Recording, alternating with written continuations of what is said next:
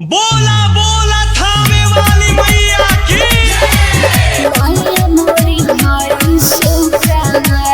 Music director Sintu सम्राट। Mega recording studio बाजार भी थी। रेशम के डोरी ललनी चढ़ते कुआर बननी निमिया के डार। रेशम के डोरी ललनी चढ़ते कुआर बननी निमिया के डार। अरे लाहे लाहे झूलुआ झूलई हे रे मलिनिया मैया मोरी हई सुकावा। अरे लाहे लाहे झूलुआ झूलई हे रे मलिनिया मैया मोरी हई सुकावा। मैया मोरी हई सुकावा।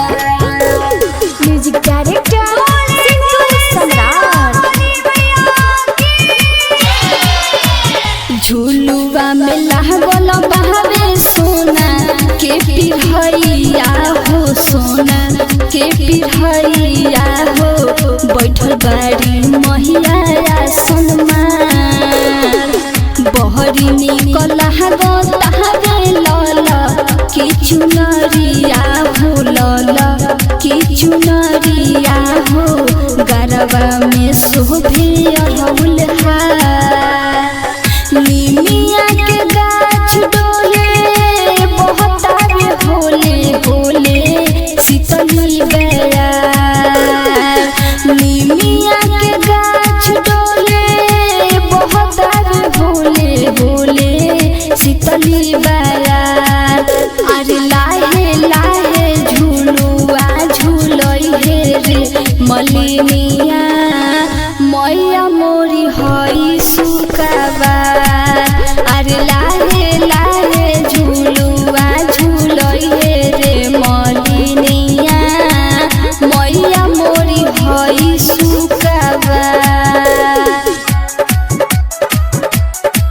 मैया मोरी हई सुकावा। म्यूजिक डायरेक्टर सिंटू सम्राट। वाली मैया की लीला राप बिंदिया बाबे हाथ में कंगना हो, हाथ में कंगना हो।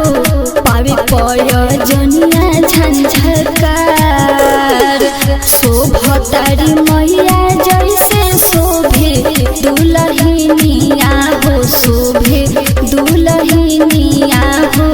कोइले बारी सोर हो सिंगार पीरिया आकाश पके इनके प्रयास बाहरे पर जोड़ी खार। अमित आकाश पके इनके प्रयास बाहरे पर जोड़ी खार। अरे लाहे लाहे झूलुआ झूलई हे रे मलिनिया मैया मोरी हई सुकावा। अरे लाहे लाहे झूलुआ झूलई हे रे मलिनिया मैया मोरी हई सुकावा। रेशम के डोरी ललनी चढ़ते पुआर बननी निमिया के डार। अरे लाहे लाहे झूलुआ झूलई हे रे मलिनिया मैया मोरी हई